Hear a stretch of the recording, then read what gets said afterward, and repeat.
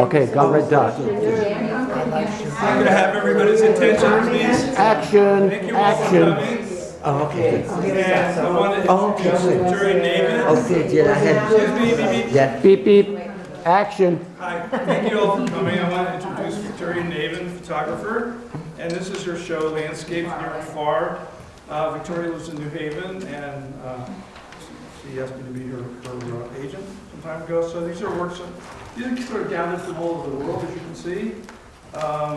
New Haven, Kew Bridge, Key West, New Haven Green, and let's see, she's, Victoria's a graduate of Albertus Magnus and has a master's Institute, which is a great school. So, I'm a retired librarian. Recently traveled to Iceland, Brazil, Guatemala, Portugal, Thailand, Laos, and Panama. Probably put the headline to do with drugs. So, she's going to talk about her photography, and so I'll turn it over to her. Thank you, Victoria. And before I start, I'd like to thank you. I'd like everyone to know that Johnes hung the show, and I think he did a magnificent job. For Johnes. Well done, Johnes. Okay. So I want to thank everybody sincerely for coming out today to see my work, and I feel honored that you have all taken your time out of your schedules to come and look at it. So I thank you sincerely for that. A lot of the photographs were taken in this area, by which I mean New Haven County. Some of them I shot from the balcony of my apartment. So I live in a co-op apartment in downtown New Haven, and I live on the 17th floor, and I have a balcony, so I often like to go out at dawn and shoot interesting images. I'm looking for original compositions, so things that intrigue me happen to be buildings, roofs, doors, different everyday things, but what I am trying to do is create original compositions from them. So I am interested in the lines and the planes of particular objects and how the light and shadow happens to interact on those objects. And that's basically what I'm looking for. So I can be walking out, doing errands, driving around, and all sorts of interesting things. And I will often go back many times until I get the shot that I want. In the case of the blue clouds over the Kew Bridge at dawn, I've had occasion to talk to a few of you before now, and so you know that I've gone out on my balcony about 500 times, and that's the best image of the blue clouds. On another occasion, if you can see in the corner, there's the same feature, but with reddish clouds coming up on the sunrise. And it had to be shot right before the real sunrise came up, because then the lights on the bridge automatically turn off. So another subject that interests me greatly are brambles. And if you look in that corner, you'll see some brambles that I shot from the Kew River banks in January last year. And I found these wonderful things to be very intriguing, and I shot a whole series of them, and these were the ones that I liked best. The compositions here, called After the Hurricane, are from the aftermath of the storm that we had early last year. And several trees happened to collapse in my little brother's backyard in Wallingford. So I took a series of those images, and basically there they are. The white wall is simply a wall that interested me because because of its texture. I've gotten very interested in texture, and particularly how the light falls on certain materials. The reason I love old cities is you have the opportunity to see weathered stone and weathered wood. So this is, you know, an indication. This is a shipyard in Reykjavik that I discovered when I walked around just a few blocks from my hotel.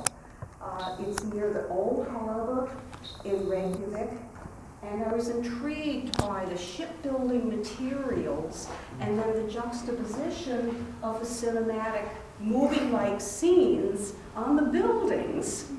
I just love the conjunction of those two features. And then the next photograph is icebergs sitting in a glacial lake, which people associate with Iceland. And then the next was shot in downtown New Haven. Many people ask me, where is it? But you see, that's really not the point, because I'm not trying to shoot newspaper photographs. You see, I'm not trying to document something. I'm trying to create something unique, something individual. So I looked at what is essentially a construction site, and I was intrigued by the lighting. So I call this wonderful thing staircases in space, or staircases in the sky. And then the photograph in the corner is staircases in space, but it's the same idea. I was intrigued by the shape of the item. That can only be seen late in the afternoon with light. There's no light on it otherwise, and less interesting in my opinion. So I shot dozens and dozens and dozens of images of that particular feature until I found the one I really liked, and there it is. This sunrise right over here was also shot from my balcony in downtown New Haven, and it depicts a sunrise in August from last year. It is difficult to shoot at dawn, but I find it very, very rewarding because you get very complex light at that time of day. So it's one of my favorite times to look for new material. And then the image of sunrise over Key West was shot from Swan Island. There's a harbor right in front. Well, I should say, there was a harbor full of boats and yachts right in front of our hotel room. My daughters and I were on the top floor of the hotel, and we had a balcony there too. And we're all early risers, so I got out there, as my habit is, right before dawn, and that's how I found that wonderful shot. But I look for them. You know, they don't just happen, so to speak. So that's basically the show. I put these together because I had never done a show of work that features things that are in New Haven and in New Haven County before. You know, with just a couple of other images from elsewhere.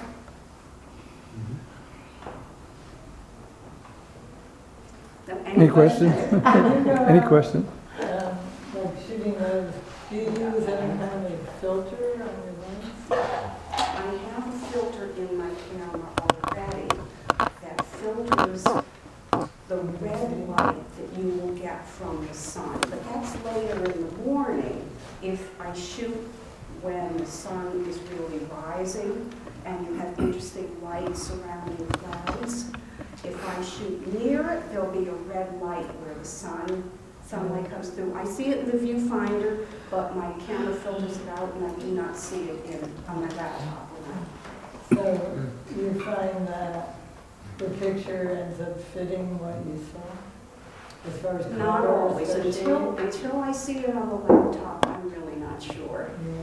I mean, I see things on the laptop that I don't see in the viewfinder. And Right. so I crop. I do a lot of cropping, but I basically don't change the light because the light is what is unique. So it's the light and the moment and the composition that really make a photograph. You know, you have to have them all at once, yes? That photograph there is upside down, right? Yes, it is. Yeah. And there's an interesting story that goes along with that. It's different to have a photograph upside down. Correct. It was originally going to be the other side up.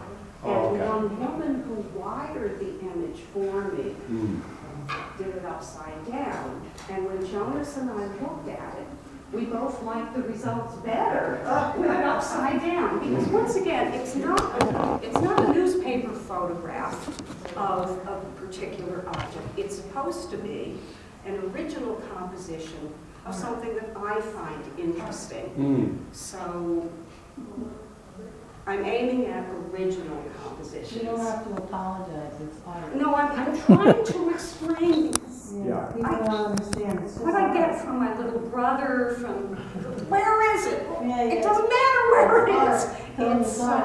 It's immaterial, you see. But I'm certainly happy to talk about, you know, what the sources of my inspiration are. But they're very, I walk around and do errands, mostly on foot. That's where I'm living in downtown New Haven.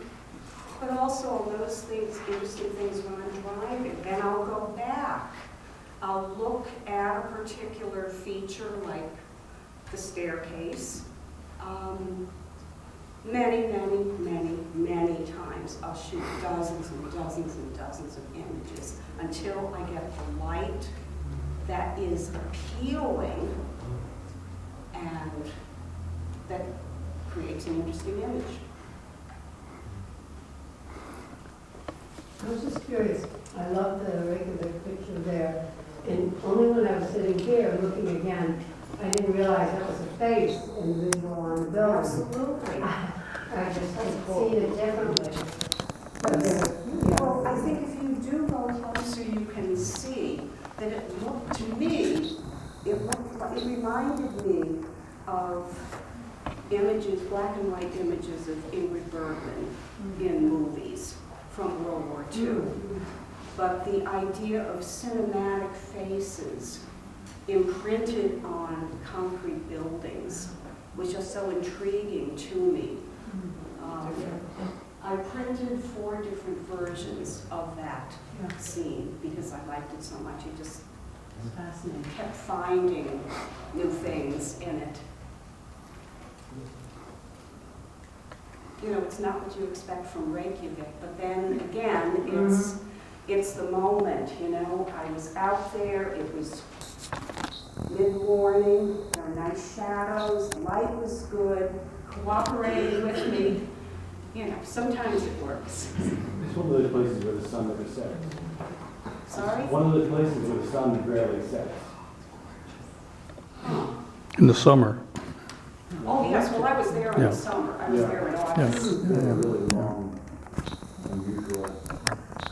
Yes, well, the hotel I stayed at did not have blackout curtains. Oh, that would help. So 9 o'clock, 10 o'clock, midnight, Yeah. it's still light. Wow. So, you really have to make use of, they had shades and curtains, but they're not, Yeah. they weren't blackout Right. You things. think they'd be hit for that by now? Well, a lot of people don't care. They, if they're night persons, they want to go out at night. Yeah. It's not my thing. But at certain times of the year, when you go to Iceland, you can see the northern lights. I myself did not in August, but there was a museum in walking distance of the hotel that did feature a lot of exhibits on the Northern Lights. So it's something you have to see at a different time of year. The hotel that I stayed in was actually a paint factory that had been renovated into a hotel. So it was interesting in itself. Well, you've been very fortunate also to capture some spectral effects, and like the so-called green flash. Not in any of these examples, but in some of your photography, it lasts about maybe 30 seconds, but it's when the sun is just below the horizon, but you have to be in an elevated position above the physical horizon where you are. Yeah. You had told me that you saw something Hi. Thanks. in this image. Yes. Yeah, I think there is a little flash of that there. Yeah. Wow. Well, that's pretty Well, much it. well, thank you. Thank you, Victoria. Very pleased to show your work.